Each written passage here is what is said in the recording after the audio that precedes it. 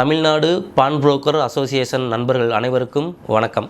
இந்த பதிவு எதற்கான பதிவுனா, இன்றைக்கி இந்த அடகு தொழிலில் ஏமாற்று பேர்வழிகளும் போலி நகைகளும் அதிக அளவு நம்மளை சேர்றதுக்கு உண்டான வாய்ப்புகள் அதிகமாக இருக்குது.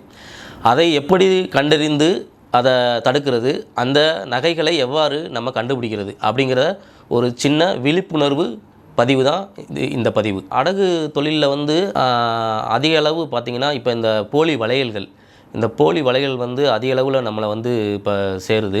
இதுக்கான தயாரிக்கிறவங்க ஒரு குரூப்பாக இருக்காங்க. இன்னொருத்தவங்ககிட்ட கொடுத்து அதை நம்மக்கிட்ட அடகு வைக்கிற மாதிரி அந்த வேலைகள்லாம் இப்போ நடந்துகிட்ருக்கு. இந்த அடகு வளையல்கள் பார்த்திங்கன்னா, இந்த மாதிரி கெட்டி வளையல்களாக தான் இருக்கும். இந்த மாதிரி கெட்டி வளையல்கள் தான் இப்போ உள்ள அதர் மெட்டல் வச்சு வெளியில் தங்க முலாம் பூசப்பட்ட வளையல்கள் இந்த மாதிரி கெட்டி வளையல்கள் அதிக அளவில் இப்போ புழக்கத்தில் வருது. இந்த வளையல்களை நம்ம நார்மலாக ஸ்க்ராட்ச் பண்ணாலோ இல்லை உரகளில் உரசி மேலாப்பில் நீங்கள் ஆசிட் வச்சாலோ இதை நம்ம கண்டுபிடிக்க முடியாது.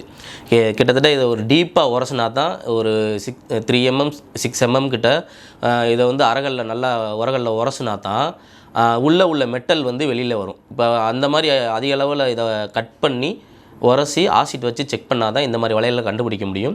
குறைஞ்சபட்சம் ஒரே சேம் டிசைனில் 4 வளையல் வரும். 4 வளையல் இல்லை ஒரு 6 வளையல் வரலாம். இப்போ வர்ற அந்த போலி நகைகள் பார்த்திங்கன்னா 10 வளையல் 15 வளையல் ஒரே டிசைனாக வரும். இன்னொரு செட்டு ஒரு டிசைன் 10 வளையல் 15 வளையல் இந்த மாதிரி ஒரே செட்டாக வரும். அப்படி ஒரே செட்டாக வர்றப்போ நீங்கள் கண்டிப்பான முறையில் கொஞ்சம் கவனமாக அதை கையாளணும்.